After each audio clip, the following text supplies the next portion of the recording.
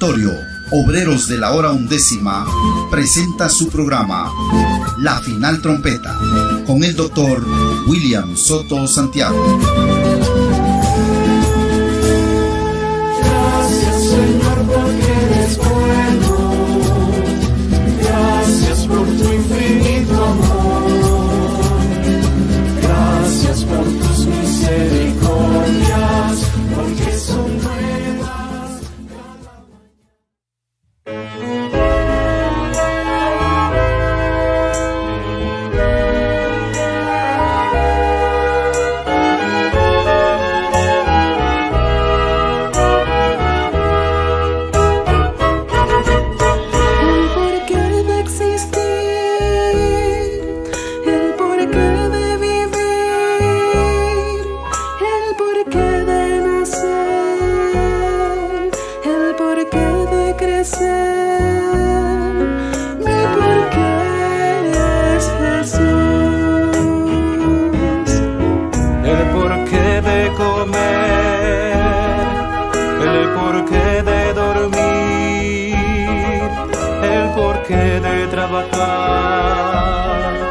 El porqué de estudiar, mi porqué es Jesús.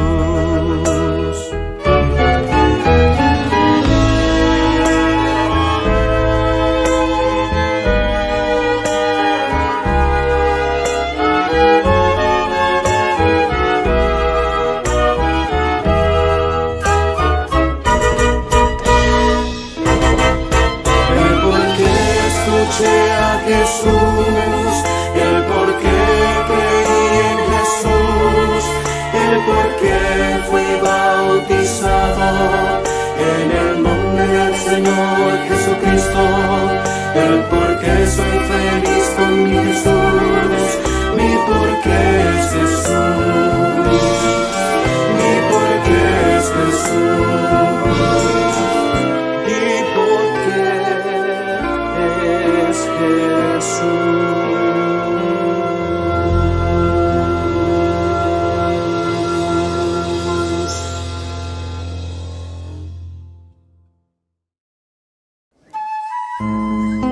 Después de esto miré, y aquí una puerta abierta en el cielo, y la primera voz que oí, como de trompeta, hablando conmigo, dijo: sube acá, y yo te mostraré las cosas que sucederán después de estas.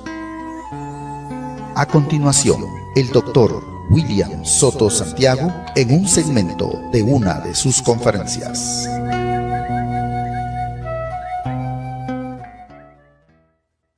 Quiero leer en San Juan capítulo 1, verso 1 al 18, y primera de Juan, capítulo 1, verso 1 al 4.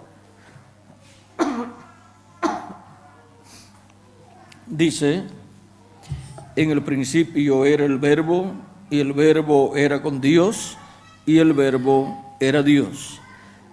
Este era en el principio con Dios.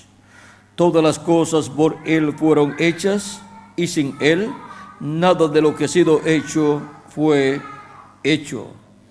En Él estaba la vida, y la vida era la luz de los hombres. Y la luz en las tinieblas resplandece, y las tinieblas no prevalecieron contra ella. Hubo un hombre enviado de Dios, el cual se llamaba Juan, o sea, Juan el Bautista. Este vino por testimonio, para que diese testimonio de la luz, a fin de que todos creyesen por él. No era la luz, sino para que diese testimonio de la luz. Aquella luz verdadera que alumbra a todo hombre venía a este mundo. En el mundo estaba, y el mundo por él fue hecho, pero el mundo no le conoció. A lo suyo vino, y los suyos no le recibieron. Mas a todos los que le recibieron, a los que creen en su nombre, les dio potestad de ser hechos hijos de Dios, los cuales no son engendrados de sangre, ni de voluntad de carne, ni de voluntad de varón, sino de Dios. Y aquel Verbo fue hecho carne y habitó entre nosotros. Y vimos su gloria, gloria como del unigénito del Padre, lleno de gracia y de verdad. Y en San Juan capítulo 1, verso 1 al 4 dice: lo que era desde el principio, lo que hemos oído, lo que hemos visto con nuestros ojos y lo que hemos contemplado, y palparon nuestras manos tocante al Verbo de vida. Porque la vida fue manifestada y la hemos visto y testificamos y os anunciamos la vida eterna, la cual estaba con el Padre y se nos manifestó. Lo que hemos visto y oído, eso os anunciamos, para que también vosotros tengáis comunión con nosotros, y nuestra comunión verdaderamente es con el Padre y con su Hijo Jesucristo. Estas cosas os escribimos para que vuestro gozo sea cumplido. Este es el mensaje que hemos oído de Él y os anunciamos. Dios es luz y no hay ninguna tiniebla en Él. Que Dios bendiga nuestras almas con su palabra y nos alumbre el entendimiento y nos llene del conocimiento de su palabra en este día postrero, en el nombre eterno del Señor Jesucristo. Amén y amén. Pueden tomar asiento si tienen la bondad.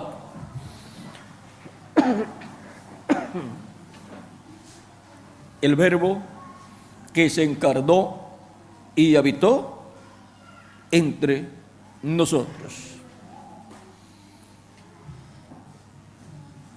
El Verbo que era con Dios y era Dios, el cual creó los cielos y la tierra, pues en Génesis capítulo 1 verso 1 dice: en el principio creó Dios los cielos y la tierra. Y en el principio era el Verbo. Él fue el que creó los cielos y la tierra. Dice San Juan que Él fue el que creó todas las cosas. Nos dice: y aquel Verbo, en el principio era el Verbo, y el Verbo era con Dios,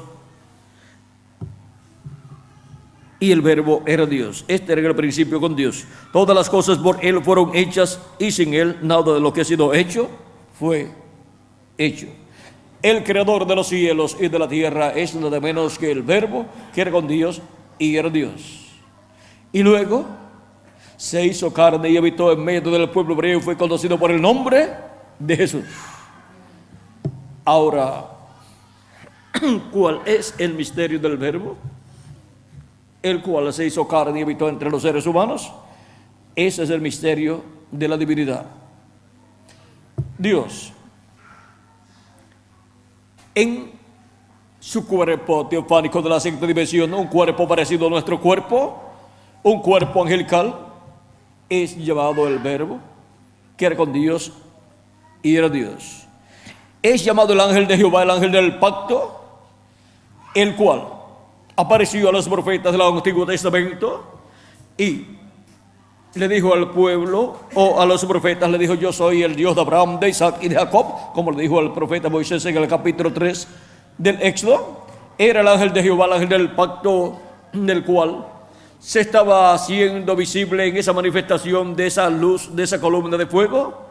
Pero recuerden que el que está allí manifestado en la forma de luz es un hombre de otra dimensión llamado el ángel de Jehová, el ángel del pacto, el cual en otras ocasiones se dejó ver en la forma de un hombre, de un varón, un hombre pero de otra dimensión.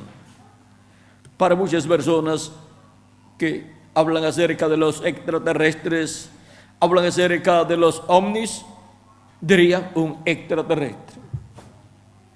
Pero para nosotros es el Dios creador de los cielos y de la tierra, el Dios de Abraham, de Isaac y de Jacob.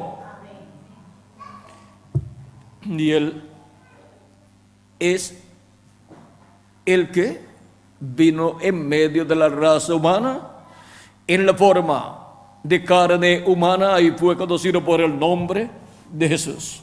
A los suyos vino, o sea, el pueblo hebreo, y los suyos no le recibieron. Le rechazaron y pidieron su muerte en la cruz del Calvario, pero por cuanto todo obra para bien para los que aman a Dios y para los que Dios ama, todo obró para que se llevara a cabo la obra de redención en la cruz del Calvario. Y ahora, por medio de la manifestación del Verbo, del ángel del pacto, del ángel de Jehová, de ese hombre de la sexta dimensión, que es el Dios de Abraham, de Isaac y de Jacob, hecho carne en medio del pueblo hebreo, se realizó la redención del ser humano en la cruz del Calvario. Y ahora hemos visto cuál es el misterio del Verbo que se hizo carne y habitó entre nosotros, entre los seres humanos. Es nada menos que el mismo Dios con su cuerpo teofánico metido dentro de un cuerpo de carne, para que lo podamos entender más claro, en forma más sencilla. Por eso cuando Cristo hablaba del Padre allá en San Juan capítulo 14, miren como algunos de sus discípulos no habían comprendido todavía este misterio que estaba manifestado en Jesús, y Jesús hablando dice: no se turbe vuestro corazón, creéis en Dios, creed también en mí. En la casa de mi Padre muchas moradas hay. Si así no fuera, yo os lo hubiera dicho. Voy, pues, a preparar el lugar para vosotros. Y si me fuere, os prepararé el lugar, vendré otra vez. Esa es su segunda venida. Y os tomaré a mí mismo, para que donde yo estoy, vosotros también estéis. Y sabéis a dónde voy, y sabéis el camino. Le dijo Tomás: Señor, no sabemos a dónde vas. ¿Cómo pues podemos saber el camino? Jesús le dijo: yo soy el camino, y la verdad, y la vida. Nadie viene al Padre sino por mí. Si me conocieseis, también a mi Padre conoceríais. Y desde ahora le conocéis y le habéis visto. Felipe le dijo: Señor, muéstranos el Padre y nos basta. Jesús le dijo: tanto tiempo hace que estoy con vosotros y no me has conocido, Felipe. El que me ha visto a mí, ha visto al Padre. ¿Cómo pues dices tú, muéstranos el Padre? ¿No crees que yo soy en el Padre y el Padre en mí? Las palabras que yo os he hablado, no las hablo por mi propia cuenta, sino que el Padre que mora en mí, Él hace las obras. Creedme que yo soy en el Padre y el Padre en mí. De otra manera, creedme por las mismas obras. De cierto os digo, el que en mí cree, las obras que yo hago, Él las hará también. Y aún mayores hará, porque yo voy al Padre. Ahora vean cómo Cristo habla aquí del Padre y dice que el Padre está ¿dónde? En Él. Y eso es el Verbo hecho carne. El Verbo hecho carne es el Dios todo creador, el Dios todopoderoso, creador de los cielos y de la tierra, el Padre celestial, vestido de un cuerpo de carne llamado Jesús. Y por medio de ese cuerpo de carne llevando a cabo las obras divinas que estaban prometidas para ser cumplidas en ese tiempo. Y así llevó a cabo la obra más grande realizada en la primera venida de Cristo, en la primera venida del Verbo. ¿Y cuál fue?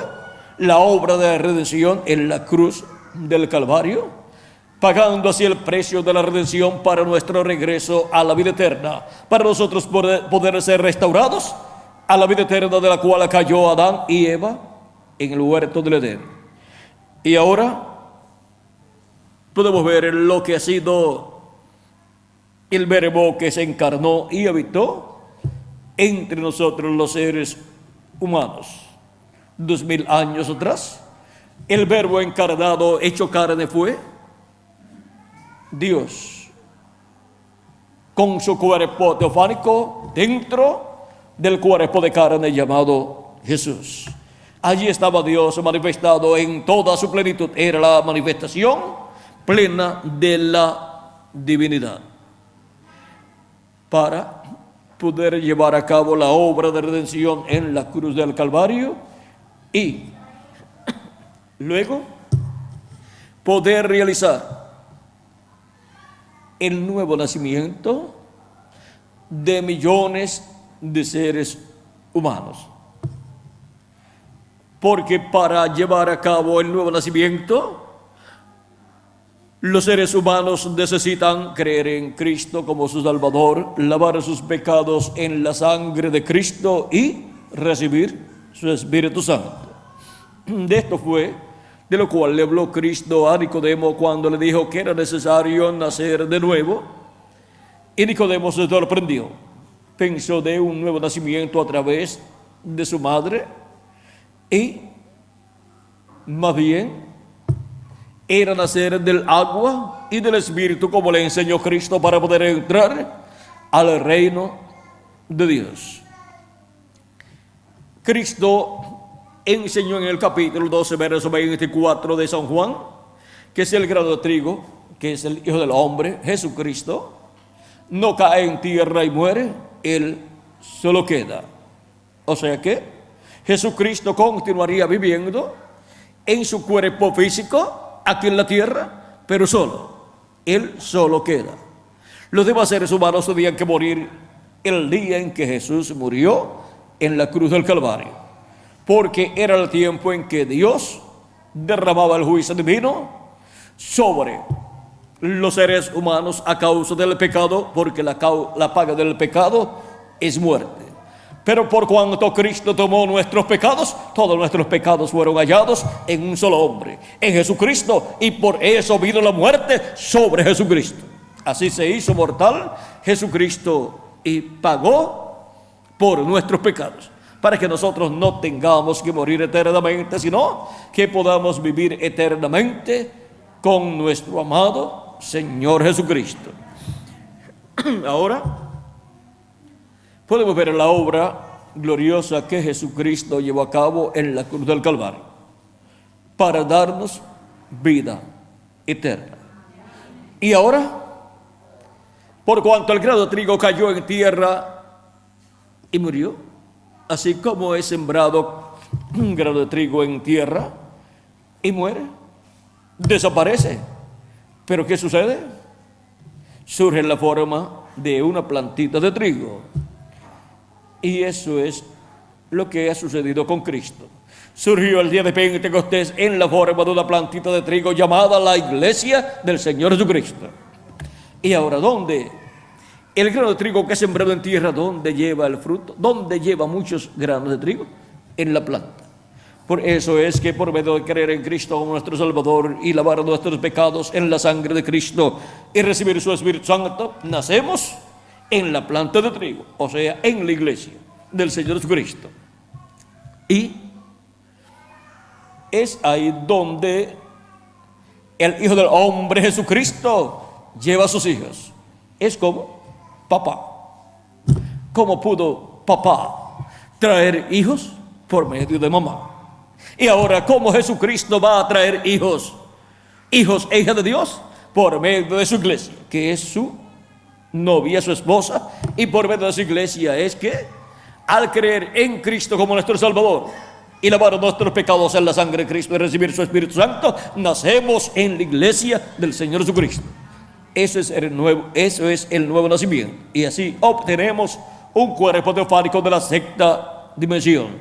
Un cuerpo teofánico igual al cuerpo teofánico de Jesucristo. y el cuerpo teofánico de Jesucristo es llamado el Verbo. Ese cuerpo teofánico, llamado el Verbo, que era con Dios y era Dios. O sea, que el cuerpo teofánico de Jesucristo, que es también llamado el ángel de Jehová o ángel del pacto, era con Dios y era Dios, porque Dios estaba dentro de ese cuerpo teofánico. Por eso, cuando le apareció a Moisés y a otros profetas, se identificó como el Dios de Abraham, de Isaac y de Jacob. Y ese es el Dios creador de los cielos y de la tierra. Y luego se hizo hombre en esta dimensión terrenal, creando en el vientre de María un cuerpo, al crear una célula de vida, la cual se multiplicó célula sobre célula, y luego nació en Belén de Judea, y allí nació el cuerpo y en el cual Dios habitaría en toda su plenitud. Y allí estaba Dios con su cuerpo teofánico dentro de ese cuerpo de carne. Dios habitó en ese cuerpo de carne llamado Jesús, y por eso Jesús podía decir: el Padre que mora, ¿dónde? En mí. El Padre estaba morando en él. Y ahora podemos ver el misterio del Verbo encarnado, hecho carne en medio del pueblo hebreo 2000 años atrás, para traer la bendición de la redención al ser humano. Ahora, cuando el Verbo se hizo carne, no todos creyeron en él. Y podemos ver, diríamos, la paradoja, ¿verdad, Miguel? La paradoja de la religión. La religión que esperaba la venida del Mesías, la venida del Dios de Abraham, de Isaac y de Jacob, cuando vino, lo rechazó. Y eso es como para coger todos esos ministros y echarlos en un saco, y luego poner al final al sumo sacerdote y decir: este grupo ministerial, tanto que ha estudiado y no sirvió para nada en la venida del Mesías, lo rechazó. ¿De qué le sirvió estudiar tanto? Estaban ciegos al cumplimiento de la venida del Verbo hecho carne en medio del pueblo hebreo. Y si no fuera porque uno sabe que todo obra para bien y que todo ya estaba profetizado y que todo iba a suceder de esa forma, para Dios tener misericordia de los gentiles y llamar de entre los gentiles un pueblo para su nombre, uno se llenaría de ira al ver esa situación en donde los mismos sacerdotes y el sumo sacerdote que estaban diciendo que el Mesías vendría, cuando vino, lo rechazaron. No les gustó. Esperaban un hombre bien pulido, y viene un carpintero ahí con su martillo y con sus herramientas de trabajo, y proclama que en él se está cumpliendo la venida del Mesías. Hoy se ha cumplido esta escritura delante de vosotros. Ellos podían decir: nosotros no estamos esperando un carpintero, y menos de Nazaret. Nosotros estamos esperando un rey. Pero miren la forma sencilla en que Dios sus grandes promesas las cumple en medio de los seres humanos. Las cumple en forma sencilla y se oculta en esa forma sencilla de los sabios y entendidos, y se revela a los niños.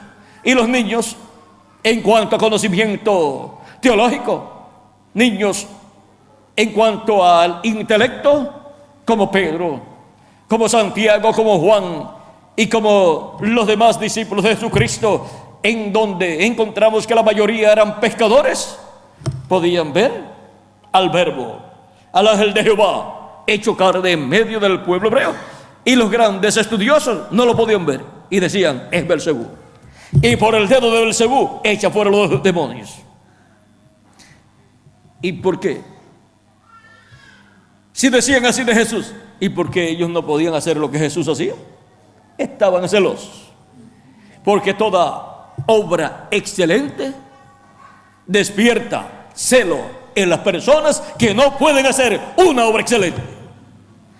Los mediocres se ponen celosos cuando ven a un hombre haciendo una obra excelente. Y allí Cristo estaba haciendo una obra excelente, la cual no podía hacer ningún sacerdote ni ningún sumo sacerdote. Pero el sumo sacerdote del templo que está en el cielo descendió en carne humana y estaba haciendo esa obra excelente para llevar a cabo la reconciliación del ser humano con Dios. Y ahora, la obra que no era perfecta, pero que representaba la obra perfecta que el Mesías, el sumo sacerdote Melquisedec, haría en la tierra. Vean ustedes, los demás sumos sacerdotes de la tierra, del templo que construyó Moisés y del tabernáculo que construyó Salomón, llevaban a cabo una gran obra en el templo el día 10 del mes séptimo, que era el día de la expiación, pero no era una obra perfecta porque tenían que hacerla todos los años. Era una obra que tipificaba, representaba la obra que Melquisedec haría. Y para eso vendría a la tierra, para obtener el sacrificio, y el sacrificio sería su propio cuerpo. Y llevaría su sangre al lugar santísimo del templo que está en el cielo, y allí se sentaría, entraría en su cuerpo glorificado, para llevar a cabo la obra de intercesión, la cual Él ha estado llevando a cabo con su propia sangre allá en el templo de Dios en el cielo, desde que ascendió al cielo hasta este tiempo final. Y Él no puede salir del trono de intercesión del templo de Dios que está en el cielo hasta que no termine de hacer intercesión hasta por el último de los escogidos de Dios. Y para conseguir el último hay que conseguir el penúltimo. Y para conseguir el penúltimo hay que conseguir, ¿cuál? Antepenúltimo. Todos los que están antes del penúltimo. Ahora, para conseguir el último, tenemos que conseguir primero al último mensajero de Dios. Porque a través de ese, Dios llamará a los últimos escogidos de Dios del día postrero. Así es que conseguimos el último de los mensajeros, y con el último de los mensajeros van a estar los últimos escogidos de Dios. Y ahora, ¿cuál será el último de los escogidos de Dios del día postrero? Miren, no se preocupe en el sentido de estarse rompiendo la cabeza. ¿Quién será? Diga, yo no sé cuál será el último, pero yo soy de los primeros que he venido. El último se está perdiendo todo esto que yo estoy disfrutando por venir el último. Ahora, vean ustedes la bendición que hay de llegar primero, responder al llamado de Dios para el tiempo en que uno vive, que disfruta todo lo que Dios va haciendo, y uno va viendo la obra de Dios a medida que va siendo hecha, y va recibiendo todo ese alimento espiritual y va alimentando su alma con esa palabra. Y cuando venga el último, pues le decimos, aquí está todo lo que ya nosotros hemos recibido, ahora te toca a ti. Y yo continuaré recibiendo lo último que Dios esté dándonos a nosotros. Y Él también recibirá lo último que Dios le estará dando, y también entenderá todo lo que ya hemos recibido. Pero la bendición es estar desde el principio, para que así los días de nuestra vida estén dedicados a Dios. Hemos escuchado al Dr. William Soto Santiago dándonos a conocer el misterio de la segunda venida de Cristo. Reciba estas publicaciones impresas en libros, grabadas en audio y video, dirigiéndose a la siguiente dirección: Auditorio Obreros de la Hora Undécima, ubicado a una cuadra al norte del campo de fútbol Salinas 2, La Blanca, San Marcos. Reuniones en este lugar todos los viernes a las 5 de la tarde y domingos a las 8 de la mañana. La entrada es completamente libre. Comuníquese con nosotros a los teléfonos 5896-0151 y 3333-9709. Visite nuestra página oficial en internet www.carpa.com. Que Dios les continúe bendiciendo y será hasta una próxima ocasión.